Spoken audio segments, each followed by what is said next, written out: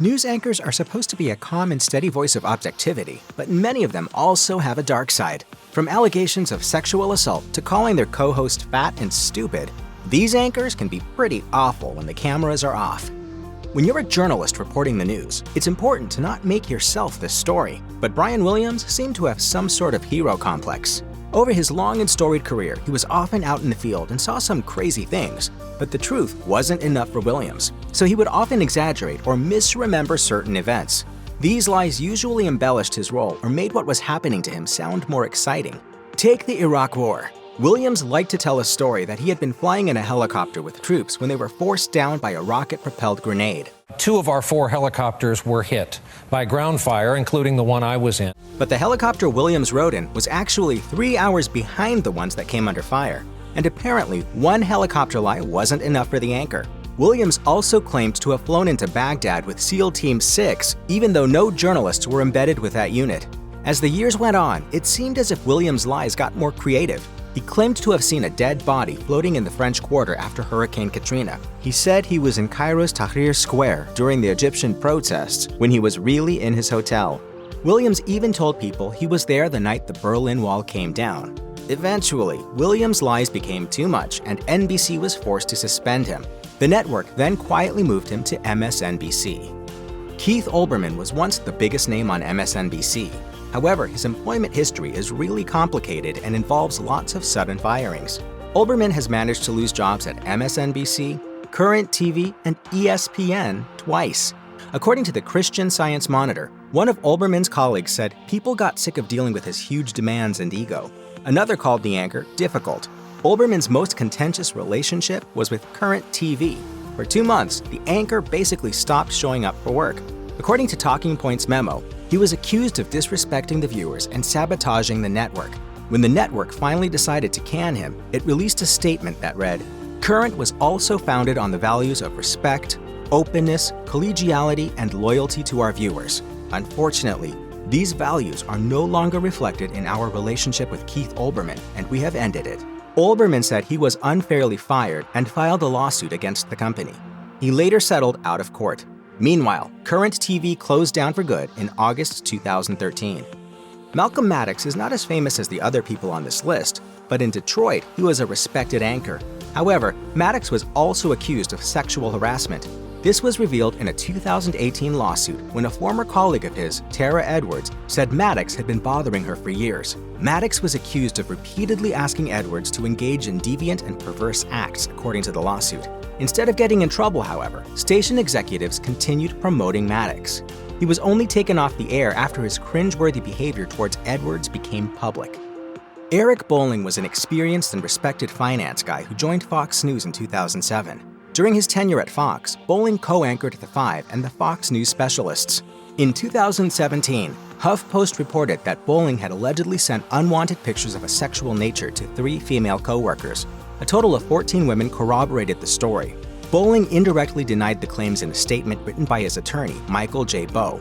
Bowe's statement read, in part, "Mr. Bolling recalls no such inappropriate communications, does not believe he sent any such communications, and will vigorously pursue his legal remedies for any false and defamatory accusations that are made." However, Fox News suspended Bolling after launching an investigation into his alleged actions. After finishing its investigation a few weeks later, Bolling was fired. As the host of BBC News at 10, Huw Edwards anchored coverage of national elections, the 2012 London Summer Olympics, and multiple royal weddings. He also broke the news of Queen Elizabeth II's death in September 2022. Buckingham Palace has announced the death of Her Majesty Queen Elizabeth II. In July 2023, UK tabloid The Sun reported that a prominent male BBC personality had been suspended after allegedly paying a teenager more than £35,000 for photographs of a sexual nature. 5 days later, the person's identity was revealed as Huw Edwards.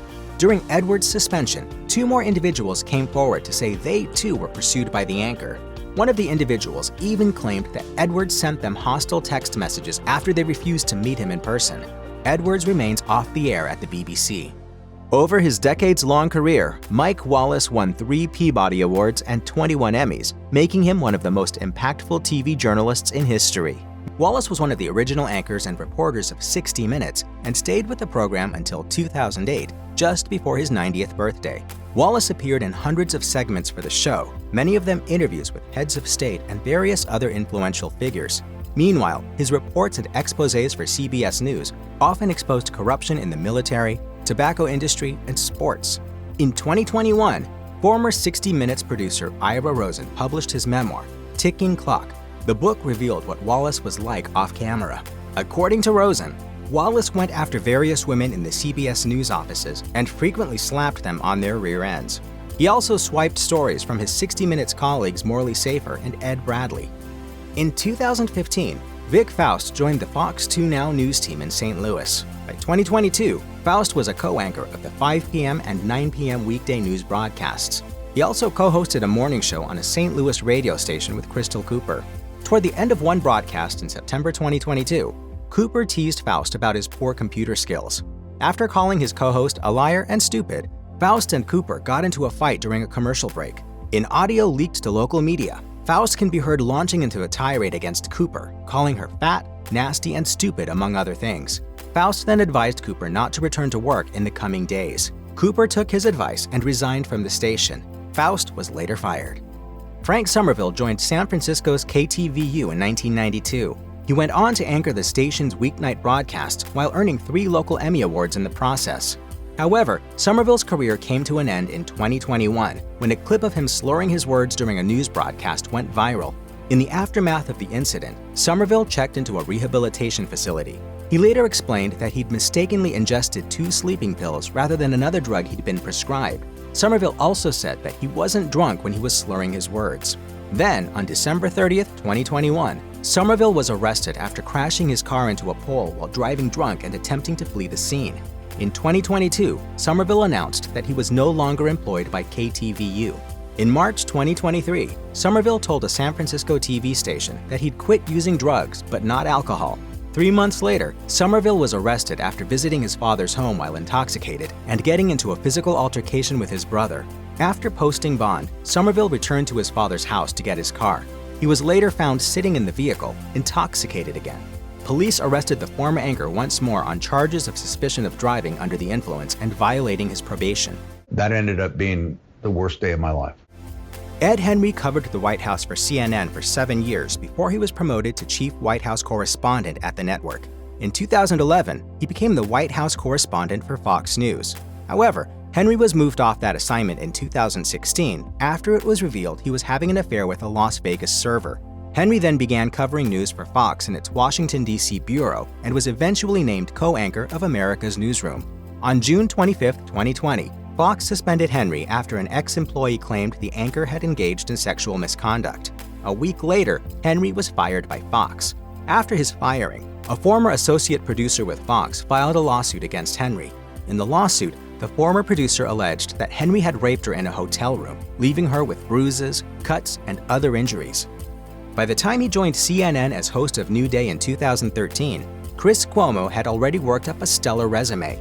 He previously worked for ABC News, where he uncovered corporate fraud and interviewed major newsmakers. Cuomo then went on to anchor 2020 and Good Morning America during his ABC tenure. By 2020, Cuomo had become one of CNN's most prolific personalities, anchoring a primetime newscast and headlining the outlet's election coverage. But then, things quickly took a turn for the worst. In November 2021, publicly released documents revealed that months earlier, Cuomo had assisted his brother, former New York Governor Andrew Cuomo, as he defended himself from multiple sexual harassment allegations. Chris Cuomo reportedly used his journalistic connections to determine if different news outlets had any information about the case. I understand why that was a problem for CNN. CNN eventually launched an investigation into the matter. The network then received word from attorney Deborah Katz that a former coworker had accused the anchor of sexual misconduct. In December 2021, CNN fired Chris Cuomo. Mark Halperin contributed a lot of political analysis to various outlets over the first 30 years of his career. He wrote for Time magazine, co-hosted a politics-themed show on Bloomberg TV, and even co-authored the 2010 bestseller Game Change, which was later adapted into a film for HBO. By 2017, he was working as the senior political analyst for NBC News and a contributor to MSNBC. In October 2017, CNN reported that 5 women had accused Halperin of sexual assault and harassment. In the days after that news surfaced, more women came forward with accusations of sexual misconduct. Halperin apologized publicly. However, NBC News terminated his contract. If you or anyone you know has been a victim of sexual assault, help is available. Visit the Rape, Abuse, and Incest National Network website or contact RAIN's National Helpline at 1-800-656-HOPE 4673.